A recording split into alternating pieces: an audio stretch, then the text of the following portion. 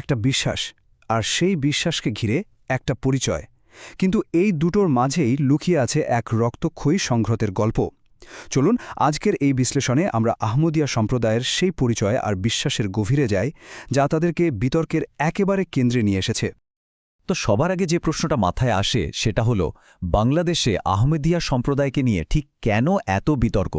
মানে কেন তাদের নিয়ে এত কথা হয়, এত আলোচনা সমালোচনা? আমাদের পুরো বিশ্লেষণটাই কিন্তু এই একটা প্রশ্নকে কেন্দ্র করেই এগোবে।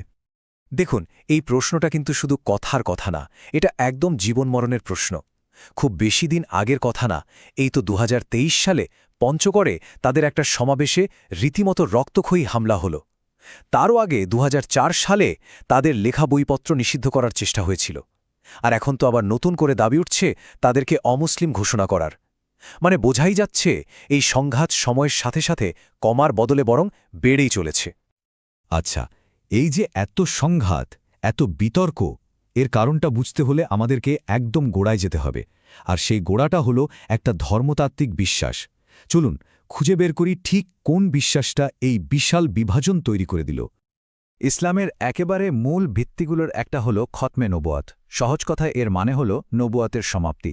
অর্থাৎ এই বিশ্বাসটা বলে যে হজরত মোহাম্মদ সাল্লাল্লাহু আলাইহি ওয়াসাল্লাম আল্লাহর পাঠানো সর্বশেষ নবী, এবং তারপর আর কোনো নবী আসবেন না, ব্যাস এখানেই শেষ। আর ঠিক এই জায়গাটাতেই পুরো বিতর্কের শুরু।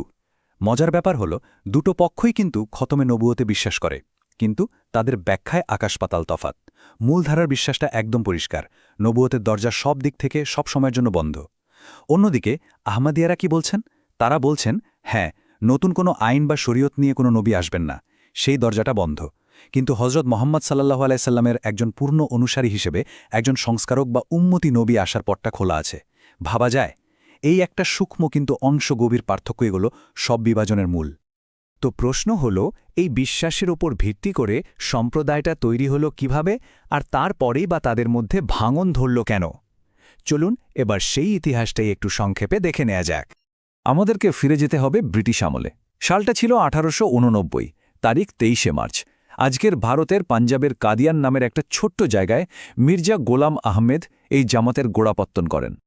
আর তিনি যে দাবিটা করলেন সেটা ছিল রীতিমতো বিস্ফোরক। তিনি নিজেকে শুধু প্রতিশ্রুত মসিহ বা মাহদি হিসাবেই ঘোষণা করলেন না, বরং নিজেকে সেই আইনবাহী নবী হিসেবেও দাবি করলেন, যার কথা আমরা একটু আগেই আলোচনা করছিলাম।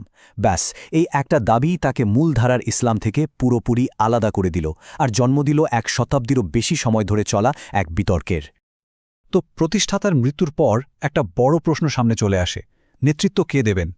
মানে এই যে খিলাফত ব্যবস্থা, এটা নিয়েই তাদের মধ্যে একটা বড় মতবিরোধ তৈরি হয়।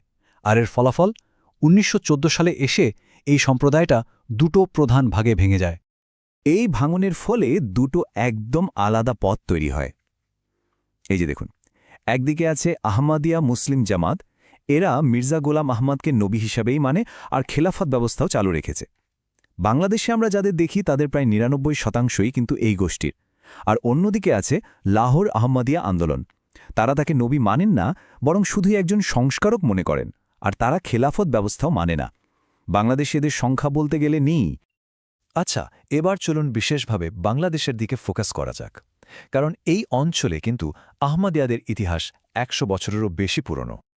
এই যে টাইমলাইনটা, এটা যেন তাদের ১ শতাব্দীর পুরো যাত্রার একটা সারাংশ। দেখুন, ১৯১৩ সালের দিকে বাংলায় তাদের প্রথম আগমন। দেশভাগের পরেও কিন্তু এখানে তাদের ছোট কিন্তু বেশ গোছানো একটা সম্প্রদায় ছিল। কিন্তু আসল টার্নিং পয়েন্টটা আসে ১৯৭৪ সালে, যখন পাকিস্তান রাষ্ট্রীয়ভাবে তাদেরকে অমুসলিম ঘোষণা করে। সেই বিদ্বেষের আঁচ কিন্তু বাংলাদেশও এসে লাগে। আর তারপর থেকেই বিরোধিতাটা শুধু বেড়েই গেছে। ৮০ দশকের আন্দোলন থেকে শুরু করে একেবারে হালে ২০২৩ সালের পঞ্চগড়ের সে ভয়াবহ হামলা পর্যন্ত। তো এত সব ইতিহাসের পর চলুন এখন দেখি বর্তমানে বাংলাদেশে আর পুরো বিশ্বে তাদের অবস্থাটা ঠিক কেমন। সংখ্যাটা হয়তো কোটি কোটি নয়, কিন্তু একেবারেই নগণ্যও বলা যাবে না। এখন পর্যন্ত বাংলাদেশে প্রায় ১.৫ লক্ষ আহমদিয়া বসবাস করেন বলে ধারণা করা হয়।